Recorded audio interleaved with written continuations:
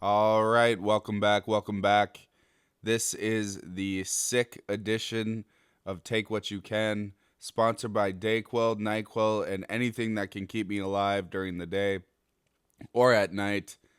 I'm sure you can tell I sound very sick, but that's okay. We're going to push through it anyway. I tried live tweeting last night, the Browns game, and I fell asleep about halfway through. This is the worst covering football podcast there's got to be out there. Like honestly, Jameis Winston is interesting to say the least. I put out a poll on X. I said, "Do you think Jameis Winston could be the starting quarterback of a Super Bowl winning team?" 77%, 78% of people said yes. You know, and I think I agree with that. It's going to be a shaky ride, but you might be able to get there, you know? I want to see. He's only 30? That's crazy. Dude's been around, it feels like my entire life. I want to pull up the stats of his insane season.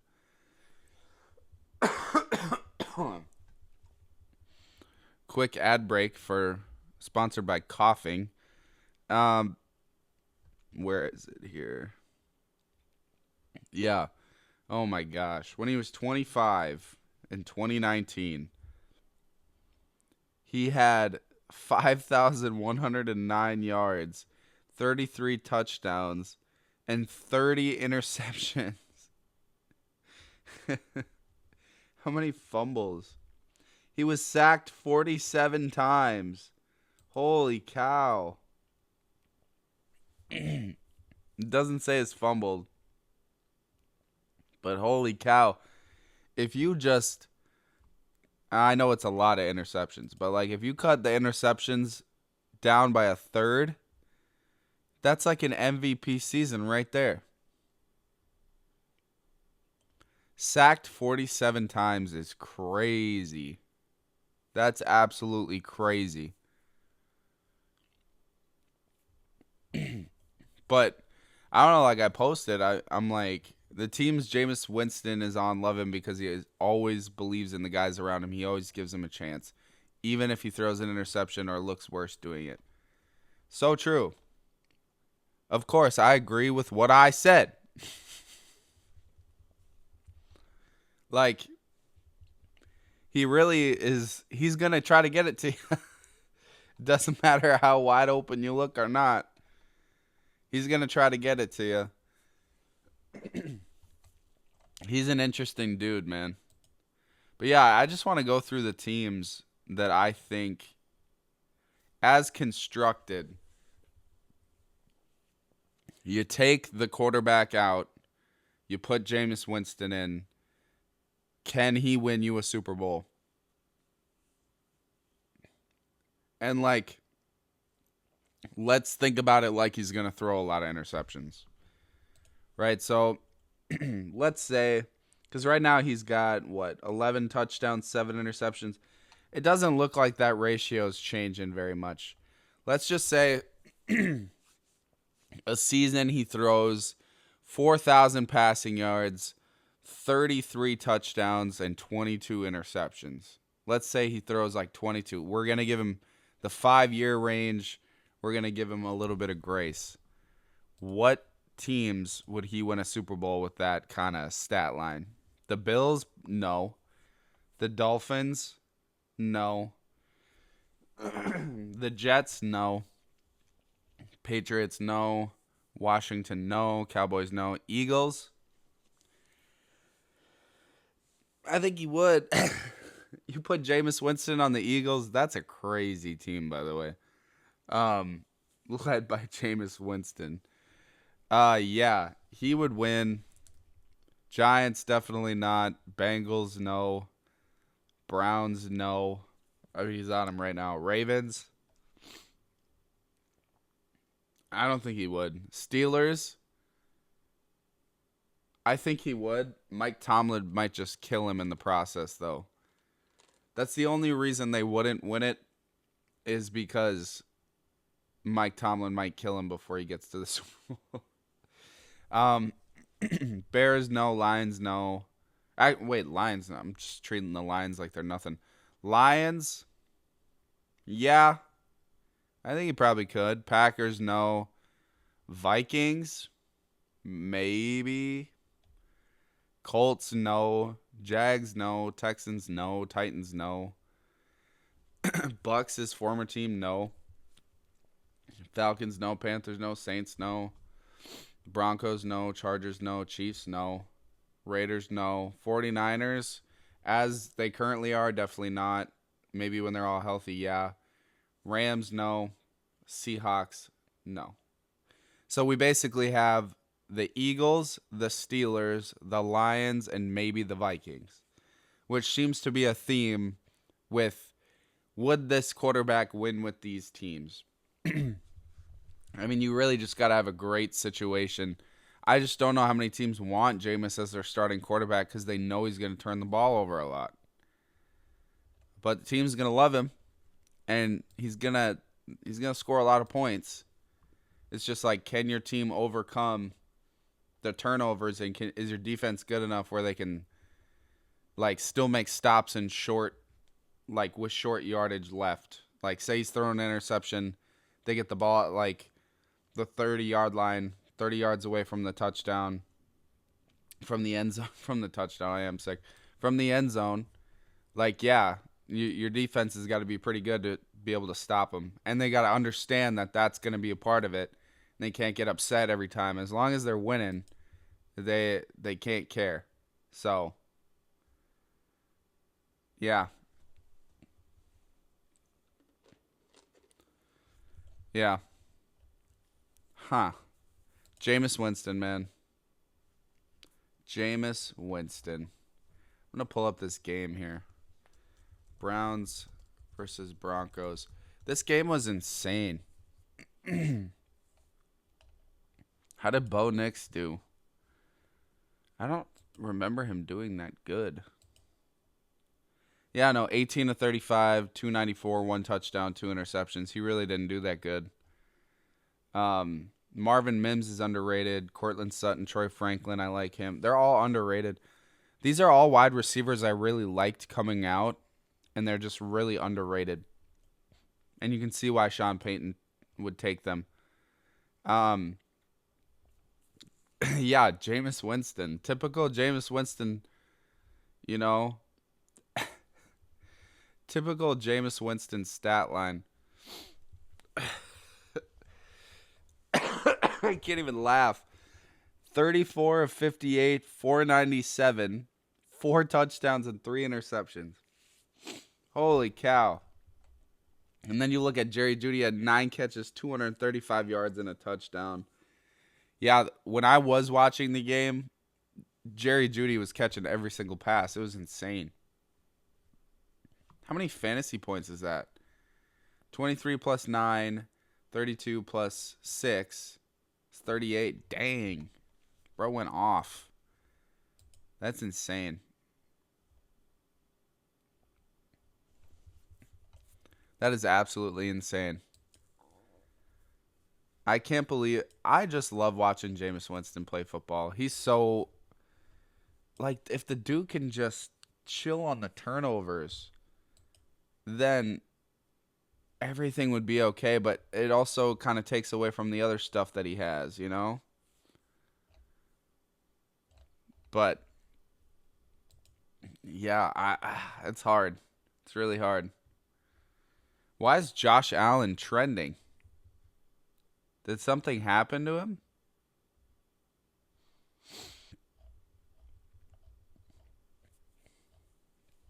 They're just talking about him? The whole passing touchdown, rushing touchdown, receiving touchdown. Yeah, I mean, I guess. It's just kind of like cheesy how it happened. It's not like he really caught one.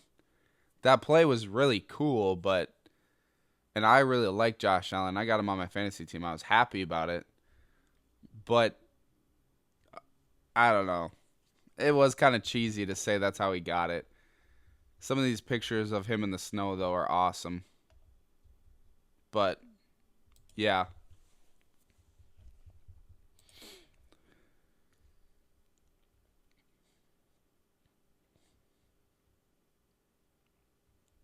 Yeah.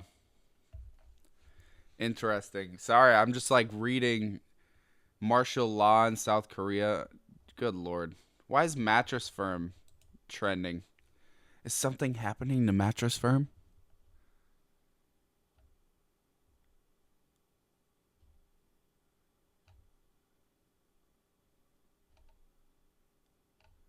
Yeah, no, that is a good point. No one's ever in Mattress Firm.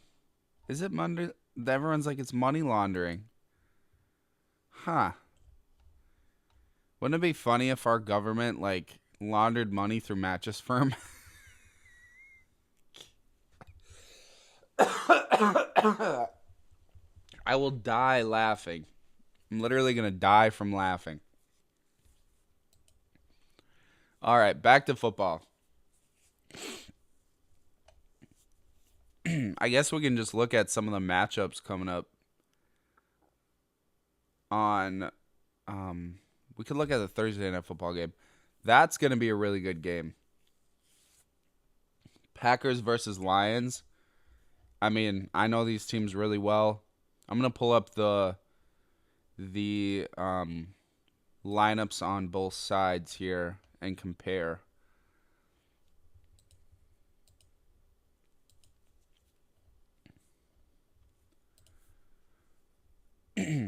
Okay. Here we got the Lions offense versus the Packers defense.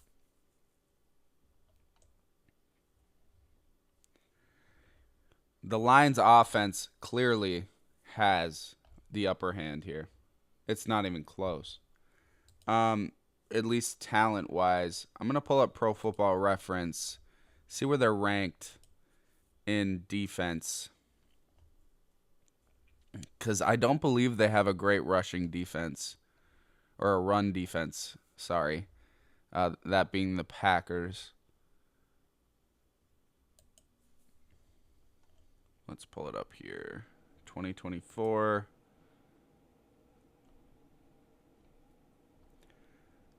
Team stats and rankings. Okay. Okay, well, they're 9th in points allowed, 12th in yards. Let's see here. Rushing. They're 8th in rushing yards. Okay, so they're not bad at stopping the run. Have they played before? Oops. Knocking stuff around. Let's see here. Have the Packers and Lions played before? That is the question.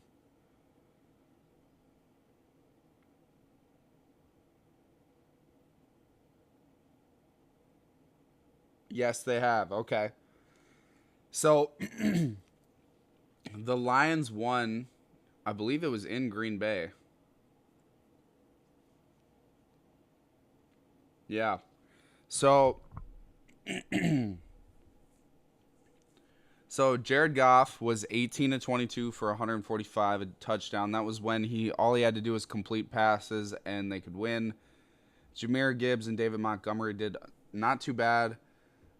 And then Amon-Ra, yeah, okay, they did better against their offense than I thought. Both offenses did pretty well. Jordan Love just didn't have very many touchdowns. He had an interception.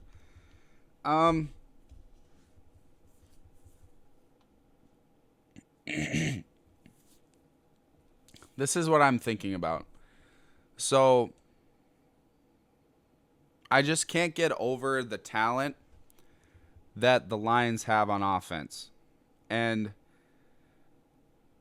I think they're just going to steamroll this defense.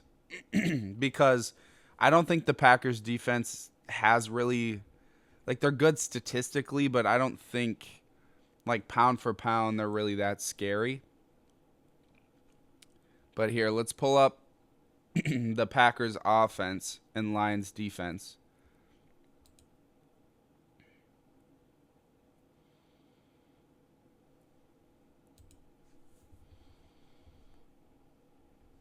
Come on now, load for me.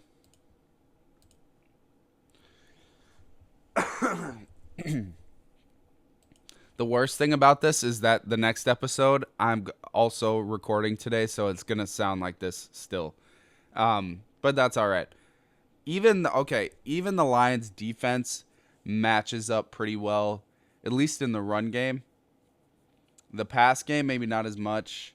I mean, their safeties are playing really well, but yeah, I just find it hard to believe. I know the Packers are a good team. They play the right way, but pound for pound, like the talent that they have, I just think that the Lions, they're just too much to handle. And I'm looking at this defensive line, I'm just like, wow, and Aiden Hutchinson was hurt.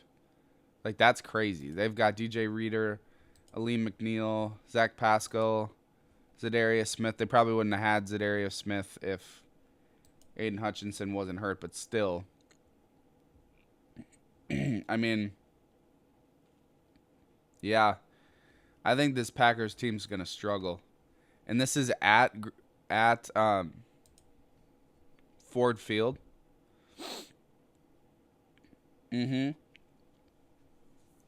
Thursday Night Football. I know the Lions have been hurt a lot.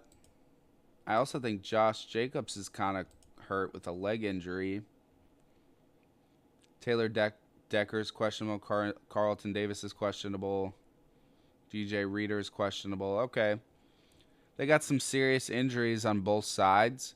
But at the end of the day, because Dobbs is questionable, Jair Alexander, Josh Jacobs. Yeah, I think especially if Josh Jacobs is out and Jair Alexander's out, as much as I think he's like overrated at this point, like, I think the Lions are obviously winning this game. I think the Packers are like a year or two away from really being that team, and that's okay. You know, they're a young team. They're really young.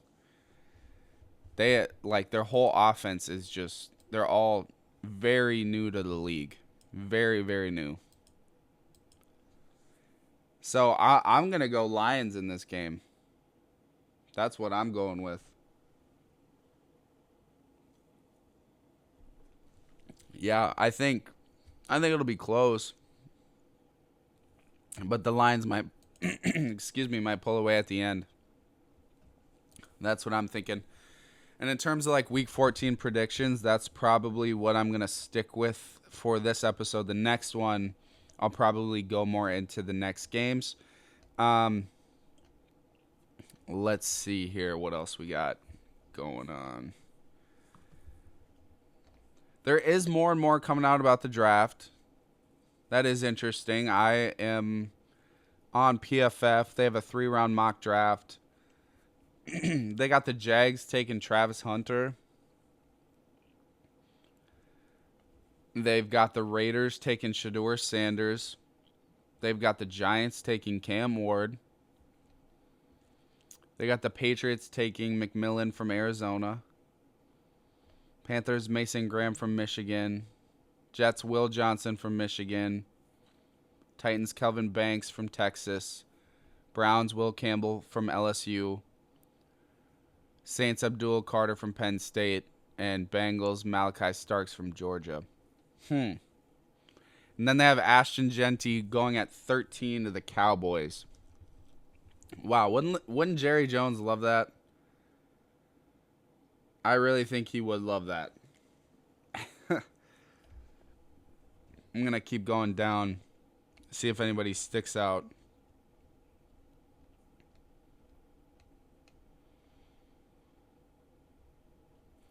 Nobody's really sticking out here. I think being able to play College Football 25 allows me to know more college players before the draft season comes up, because I do recognize some of these names, like the tackle out of Minnesota. I just find it hard to believe that I don't know, man. Like I really find it hard to believe that Travis Hunter is going to go first overall. I'm not saying he's not super talented or anything like that, but at this point, okay, think about it, right? When do wide receivers ever go first overall? They don't. Rarely, if ever. When do corners go first overall? Rarely ever. And yes, he can play both, which makes him like a generational type talent, right? As they say. That is yet to be seen. I've yet to see the film from my perspective. But then, okay, that's the glass half full kind of thought process behind it.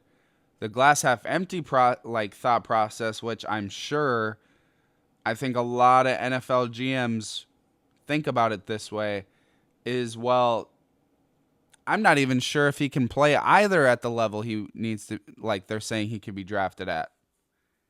Maybe corner, but I know they don't feel good about wide receiver first overall. And I know you can make the argument, take the most talented person on the board, but NFL GMs, they are wusses. They are not going to risk their whole job. Like, it's got to be someone who feels very secure in their job to take him. And I can pull up NFL standings. We can see who feels secure in their job, especially at the top of the draft. I wouldn't be surprised if Travis Hunter fell. I really wouldn't. Pulling up the league standings here. Does anyone in the Jags organization feel secure in their job? Probably not. Oh, goodness gracious. Okay, yeah. Does anyone in the Jags feel secure? Raiders, probably not. Giants, definitely not. Panthers, definitely not. Browns, definitely not. Patriots, maybe. That's where you might see him go. Jets, definitely not. Titans, maybe. I mean, but again, all these people are newer. Jerry Jones, probably just because, I mean, you can't fire the owner. Jerry Jones says, I want Travis Hunter. It's going to happen at 12 or whatever they're at. So I just find it hard to believe that he's going to go first overall. I'm not buying the hype on this. I'm really not. Because basically this is an article from PFF. This was written by Trevor Sikkema. He's got Travis Hunter going to the Jags. He says, with Walker Little's contract extension, the Jaguars are no longer in dire need of an offensive tackle at the top of the draft, giving them the flexibility to select the best player available. In our estimation, the player is the two-way phenom, Travis Hunter. Hunter has been nothing short of exceptional, earning the second highest coverage grade among FBS cornerbacks and boasting the fifth highest grade among wide receivers. The ideal approach would be to play Hunter as a full-time cornerback while incorporating occasional reps at wide receiver each week. Okay. They've got him graded pretty high, but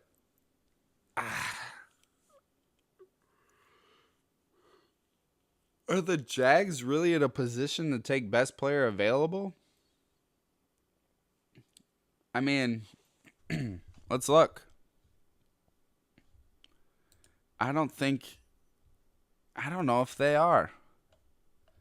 Because, okay, they definitely don't need wide receivers. So they don't need that. Their offensive line is not terrible, but it's not great. Tight end they don't need. Quarterback they don't need. Running back you could argue they might need. Interior defensive line they need. Linebacker they're all right. Corner, they could use help. And then safety, they've got talented guys, but they seem to not be playing well. So, I mean, maybe. A lot of teams thought, or a lot of people thought this team would be a playoff team. I get it. Sometimes the whole season just gets away from you. Holy cow. This is what happens when you sleep for like 10, 11 hours and still don't feel better. Yikes. Okay, yeah. Also, I'm a little skeptical of Shedeur Sanders. Let's watch some Shedeur tape. Let's start this here. This isn't going to be my official ranking here, but I just want to expand on my curiosity of Shedeur.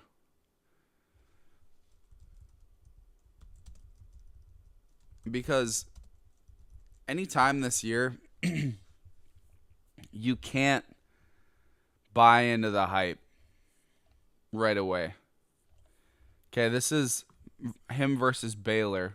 I feel like they lost this game, but this one I've got like 22 minutes of film. Okay. He's in the pistol. His footwork is solid. He holds the ball a little low.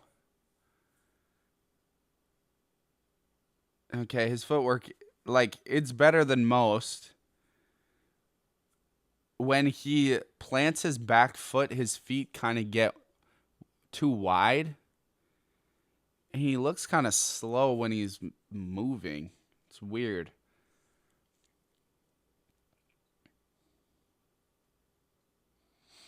Okay, not bad. He's got a pretty quick release. And before people think like I'm hating on Shedeur Sanders, keep in mind that I'm trying to grade him. And this is what's hard about how I grade, or something I've noticed within myself. I grade based off what I'm hearing from people. And I'm like, okay, well, everyone thinks he's the first overall pick. Okay, I'm going to grade him based off that. But sometimes that makes me grade them more harsher than I typically would. So I'm going to try to keep an eye out for that this time around. But again, I'm also going to grade him how I grade him, and if I don't think he's worth first overall, then I don't think he's worth first overall or top 5. I usually don't give a first overall grade. Highest grade I give is top 5. Because from there, it's kind of just pick your poison. His release is definitely really fast. His footwork is not bad for someone in college. I don't like how low he holds that ball. It's weird. He's holding it in his stomach, basically. And I mean, I guess, does it matter anymore? I think people, I don't know. It's just a little low. Maybe I'm crazy. Is this what they do now? Because here, let me pull up Josh Allen or Lamar Jackson or somebody. Because when I was growing up, I was taught to hold it up like Peyton Manning did, right? But again, I could be wrong. Here, let's even go Joe Burrow. Someone who might be a little more I'm not saying he is Joe Burrow, but a little more like Shedeur, play style wise. Come on, ads.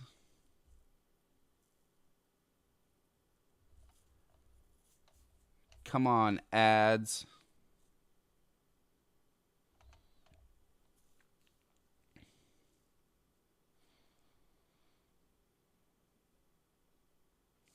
Okay, I guess he's holding it low.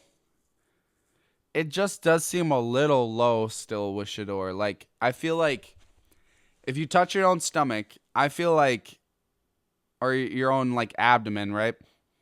I feel like they're holding it, Joe Burrow is holding it where his rib cage ends, or where his sternum is, in his chest. Not super high up by his chin, but right where the bottom of his rib cage is. I feel like Shedeur's holding it like where his belly button is. And that's just what I can see on film, but it seems a little low. And it just seems like it's going to be easy to create fumbles for him. Okay. Holds it a little higher this time.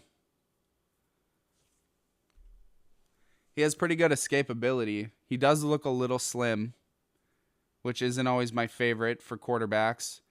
His like lower body isn't super slim.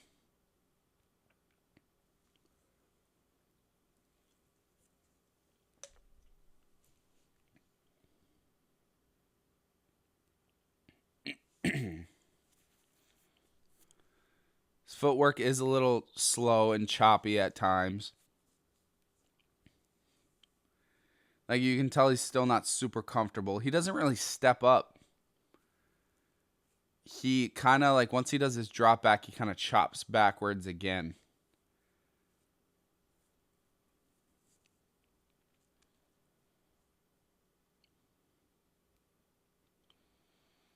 Okay, he can run a little bit. He definitely can. He's not the most like athletic guy, but he can run a little bit.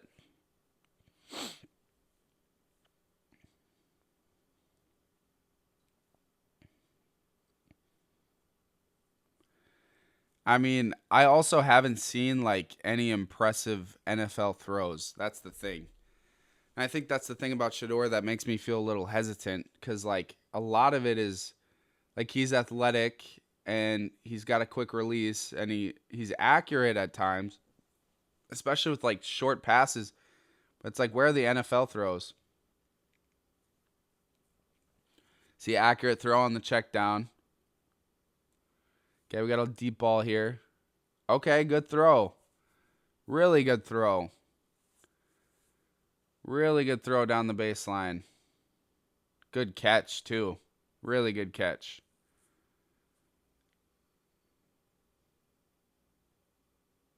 Okay, well, they reversed it. It was still a really good throw. Good slant, really accurate. Okay. Okay, he's got some escapability here, which is good. Okay, running left, or it can make a throw. He's a right-handed quarterback running left. He still makes an accurate throw. It's really good.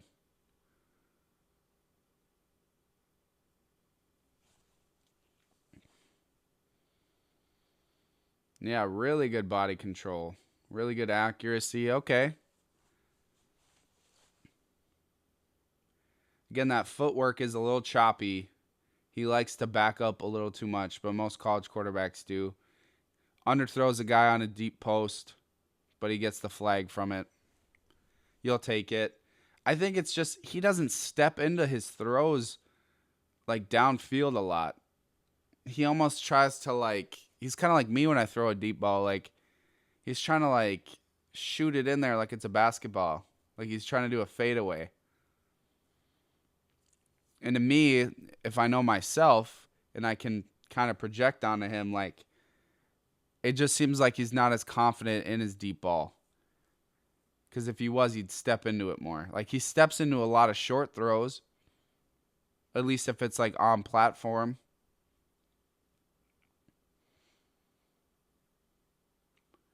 The good thing about him is when he escapes, he's always looking downfield. Always.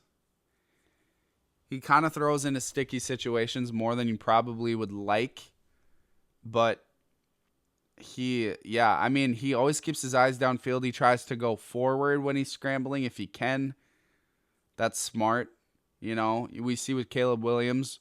I mean, he's uber talented, but also like he runs 20 yards backwards.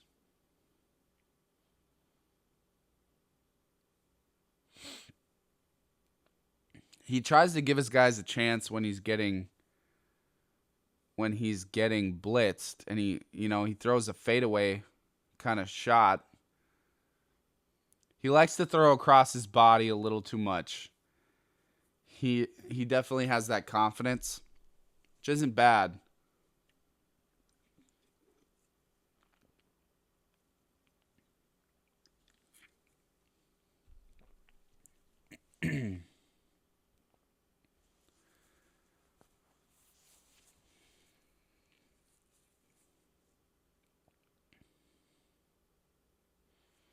Other than Travis Hunter, I feel like his receivers are not great.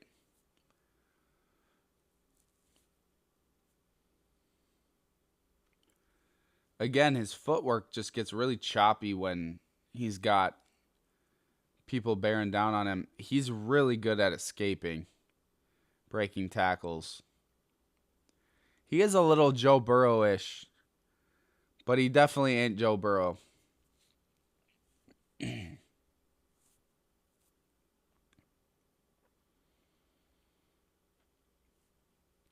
Because he breaks a tackle.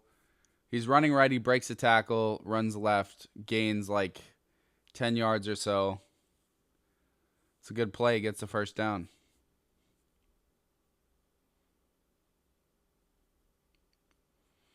Inaccurate. I think that was the receiver's fault. He stopped running. Yeah, just that footwork is just choppy at the end on his back step. Yeah.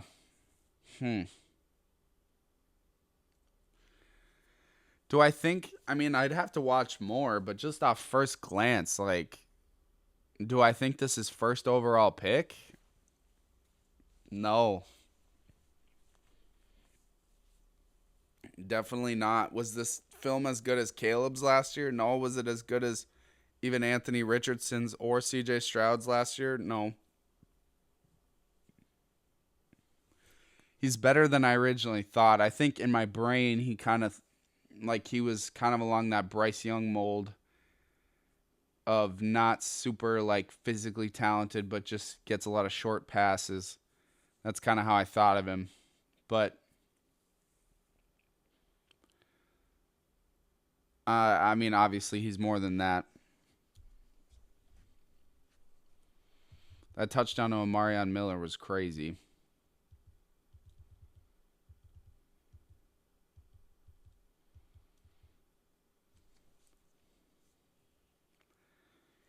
He does kind of, he tries to fastball a lot of balls his receivers aren't ready for.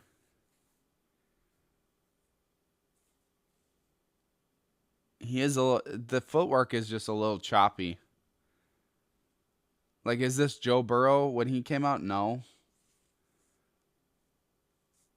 Plus, how old is Shedeur?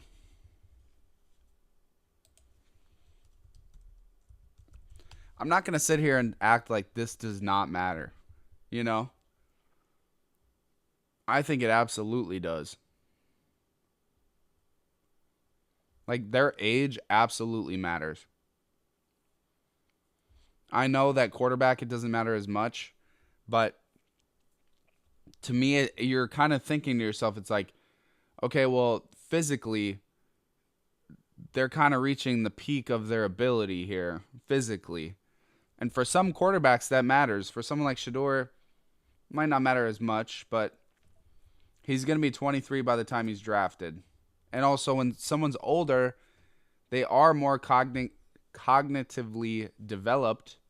So you'd like to see more from them in terms of, you know, the mental aspects of the game and the fundamentals. That's how I look at it. People can say that that doesn't matter all they want. I think it matters.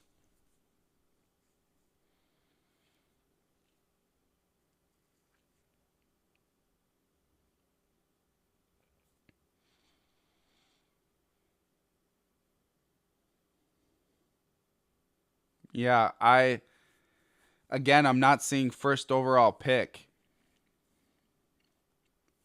I'm seeing maybe top 10. Maybe. I'd have to see more. But top 10, I don't know. Would I rank him higher than Jaden Daniels last year? I don't know. Yeah, I don't know. I hope I'm just not a Shedeur hater, but his scramble, like his escapability is really good. It's just what he does with it when he's out of it. He tries to do too much. Like he's throwing across his body too much. But again, you know, him and Travis Hunter are kind of the main people on that team. So from what I've heard, they're kind of a slim team.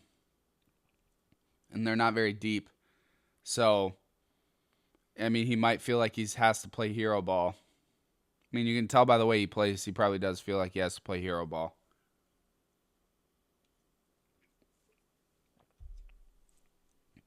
Okay, step into it. He never steps in. He's got good scrambling ability. It's his acceleration, and his base is very, he's got a thick base. So it's easy for him to keep his balance a little more. But okay, we got 3rd and 22. You're down 7. What are you going to do? Okay, you take the check down, but gets you a good amount of yards.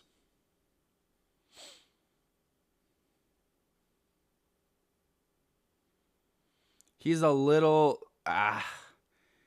you can just tell he's a little uncomfortable, if not a lot uncomfortable. You can tell by the way they start.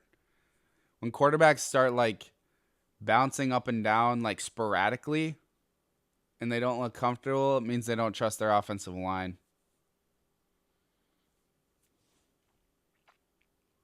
Which I've heard they don't have a good one.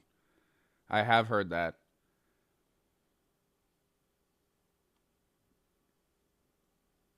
But then again, when a bad team is drafting you, especially in the NFL, most of the bad teams have bad offensive lines. So it's, at least for a little bit, it's not going to get better for you. It's just not. Throws it into a good bucket on a deep ball or a deep post in between 3 defenders. That's a good ball.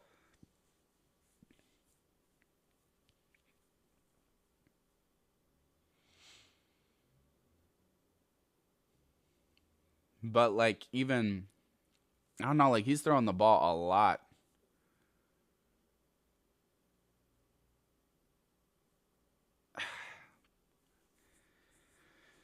It's his offense. This offense is weird. Really weird. I don't really love this offense that he's in. He makes good throws. He can make some off-platform throws, but they're not always super accurate. If I put him on the Giants right now as constructed, he ain't doing any better than he is in college. It's not going to be fun for him. I don't think Dion would let him go to the Giants. I think they're going to pull in Eli Manning on the Giants, which would be hilarious. Absolutely hilarious. But I don't know, man. If I pull up the league standings, the Jags have an okay line, but he ain't going to the Jags. Raiders, they're getting there kind of, but they're still struggling. Giants, Panthers, Browns have a decent one, but they're not going to draft a quarterback. Patriots, all right, they don't need a quarterback. Jets don't have a great one either. They have some resources there, but I doubt Dion's letting him go to the Jets. Titans are getting there, but I don't think they're going to draft one. Basically Vegas and New York are the teams. Neither have a great offensive line. I don't know, man. It's... I don't even get their offense all the time. It's just a weird offense. Okay, Shedeur with the scramble again. He can scramble.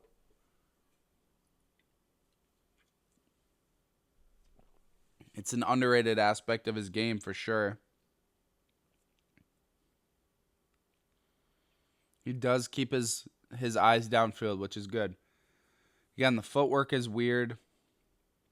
Holds the ball a little low. Releases pretty fast, though.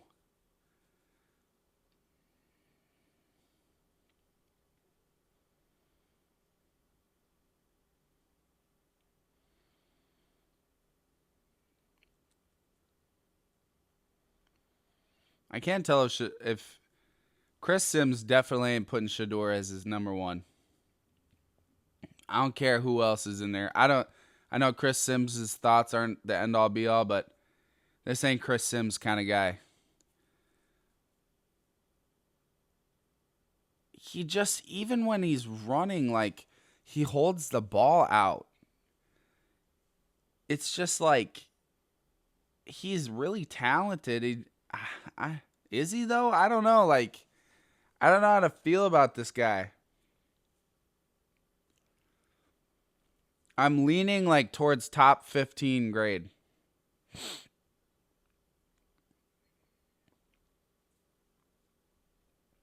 Like, at this point, I'm leaning towards top 15 overall. Like, would I be mad if anybody took him in the top of the first, like, in the first half of the first round? No. If someone took him top 5 overall, would I be like, that was dumb? Yeah, probably. And again, I could be wrong, but I don't know. I just don't see it. I don't see top 5 overall. He's definitely not as polished as CJ Stroud was. He's definitely not an elite athlete like Anthony Richardson was. He's a pretty good athlete. But is that Pat Shurmur? Goodness gracious. They got everybody on this coaching staff.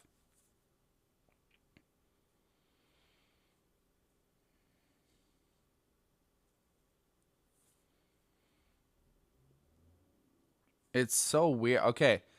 You know, we got a 2-minute drill. They're down by 7. 2 minutes left in the game. Throws a deep ball. Underthrown. Why? Travis Hunter makes an insane catch, but it's underthrown. Why is it underthrown? Because he, instead of stepping forward, he leans back and just flicks it up. And you lose arc and you lose power. Or at least you lose power when you do that, and depth in your throw. And it was underthrown. Luckily, you've got a freak athlete playing wide receiver who makes a great catch, but it's underthrown. Shedeur Sanders is getting a lot of DPI penalties for his team because he's underthrowing balls. Like, bad. Like, if he would have led Travis, that's a touchdown. Easily. Easily.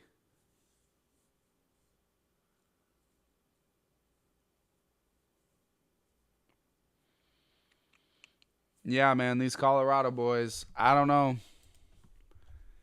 I don't know how I feel about 2 top 5 overall picks. Maybe Travis to the right team, but to have them go top 2 overall, I don't know. Even Cam Ward, 3rd. Like, you can tell these guys do not do their homework. They just go off, like, who's the most popular and who's, like, talking the best about them. They don't want to, like, go out on a limb and look stupid. But let me tell you, I am willing to go out on a limb and look stupid. I do it all the time. All the time. I'm okay with looking stupid. I am not here to be the smartest man on the planet. I'm here to have fun, to maybe teach some people, to give glory to God. That's what I'm here for. I try to be as genuine as I can. I'm not trying to be a perfect, smart guy about everything. But, yeah, I don't know. That's why it's called Take What You Can. Like, hey, man, it's not perfect, but take what you can get from it. You know? But if it were, I just don't buy Travis Hunter 1st overall, and I don't buy Shedeur Sanders top 5 overall. I just, like, at this point, I don't buy it. My opinion may change when I do more homework on people, but I don't know, man. I really don't know. I don't know if I really trust it. But I mean, am I taking Quinn Ewers over Shedeur Sanders? Probably. It's close. Like, Shedeur has a lower floor but a higher ceiling, I would say, than Quinn Ewers. But Quinn Ewers is better at more things right now. You know? And I also feel like, how old is Quinn Ewers? Don't tell me this doesn't matter. 21 years old. He's probably going to be 22 by the time he gets drafted. He's a year younger. He's got to bring the mullet back. But, like, who else? Who else do they got here? And Cam Ward. Tetairoa McMillan.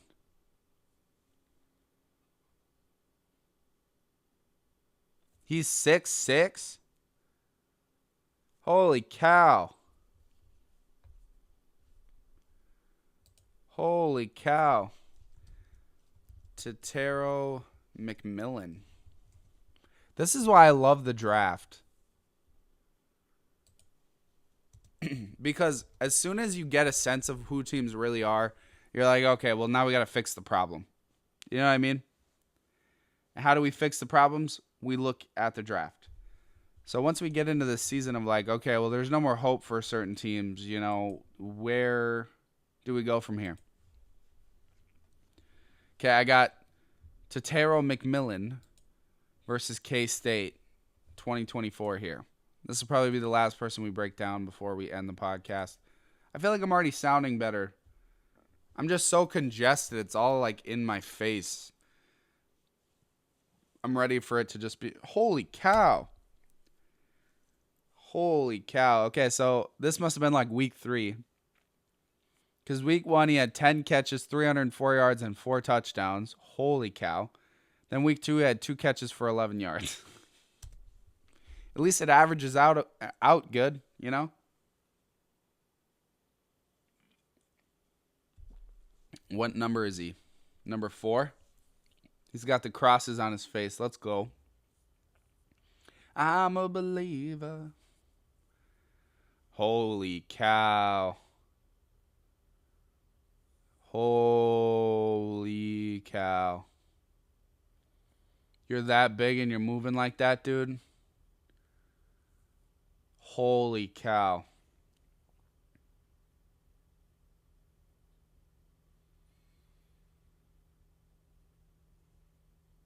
Oh my gosh.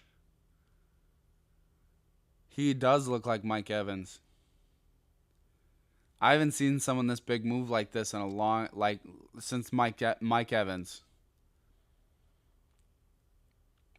He does seem a little slim, so I'm a little concerned about injury, but I don't know, man. Holy cow.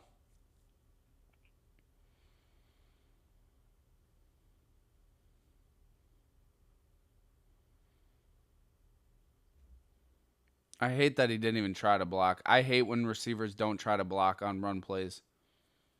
It drives me nuts.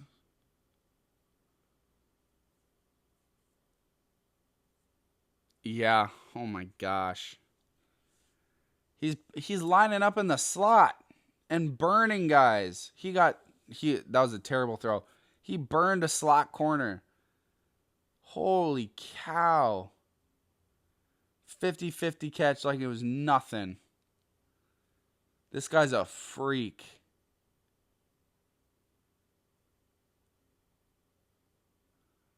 Holy cow.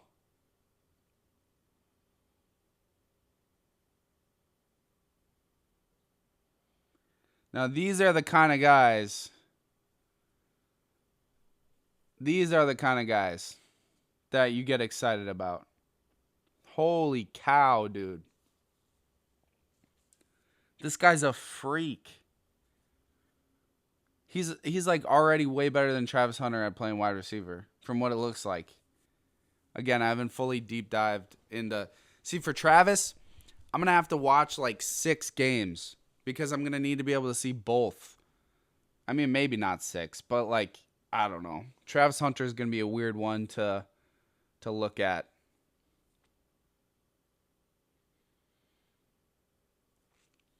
Dude, McMillan's doing everything right now. I've seen him run pretty much every route concept that most college teams run, and he's just balling. This has got to be like the easiest guy to throw to ever. It's not even the second half. He's already got 6 catches for 91 yards. Dude's breaking in and out of break. He's breaking people's ankles. He's got toughness and strength too. You can see it. Holy cow, dude. Holy cow.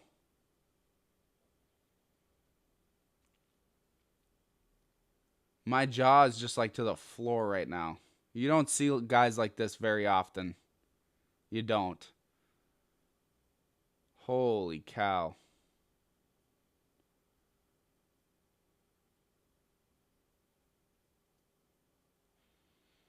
Goodness gracious. This guy's going to catch everything. And the good thing, too, is he's a hands catcher.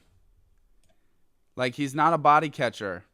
And for those of you who might not know what I mean, like, usually you always want, as a receiver, you want to catch all the balls with your hands. Even if it's getting, like, thrown to your chest, you don't want to catch it into your chest. That's a bad habit to have because you're going to drop a lot more balls that way. This dude's catching everything with his hands. Pulling it in. He's got run after the catch ability. He's got slot ability, 50-50 ball ability. Holy cow. This guy's just putting everything on tape right now. This is scary, bro. Making sideline catches, comeback routes. Oh, my gosh.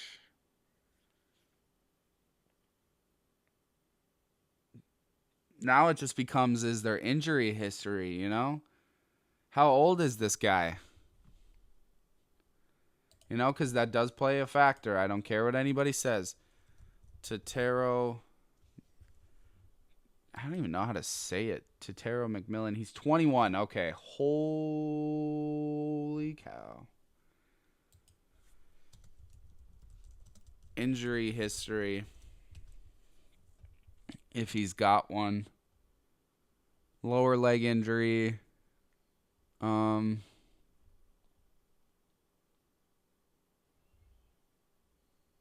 He suffered a lower leg injury in like April.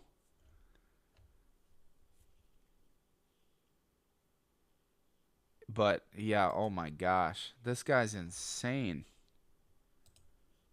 Absolutely insane.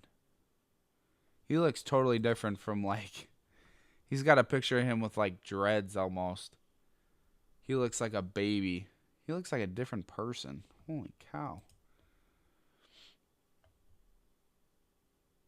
Yeah, this guy is insane. He's from Hawaii. Okay, what is up with Hawaii coming out with all these wide receivers?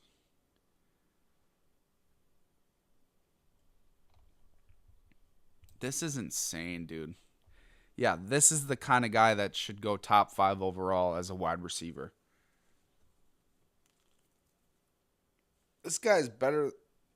This guy's better than Marvin Harrison. From what it looks like. Like, I wonder what kind of 40 he'd run. Like, look at the way the kind of career Mike Evans has had.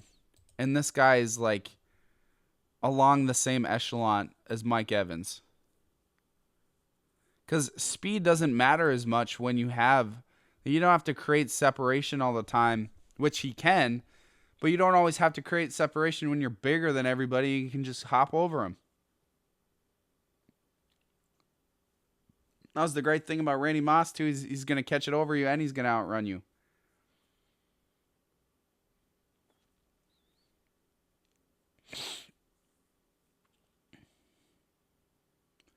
Yeah, he doesn't create a lot of separation on this catch, but he makes a one-handed catch.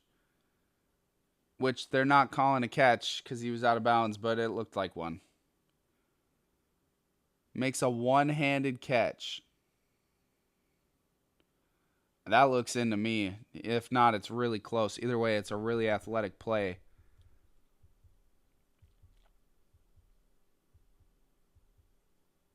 Yeah, they're just getting cooked by K-State, but they cannot stop him. This guy's a freak. Yeah, dude. Holy cow. This is the kind of guy that stays in. This is a Hall of Fame type talent, dude. Hall of Fame type talent. Watch out for this guy, man. Holy cow. Yeah. I mean, draft season's already getting exciting. It's good to start knowing like where teams are and what they need when, they lose hope for the season. But yeah, this is the end of the Sick Podcast Part 1. Part 2 is coming tomorrow. Don't forget Jesus loves you. Don't forget that football's awesome. Thank you for listening. Take care.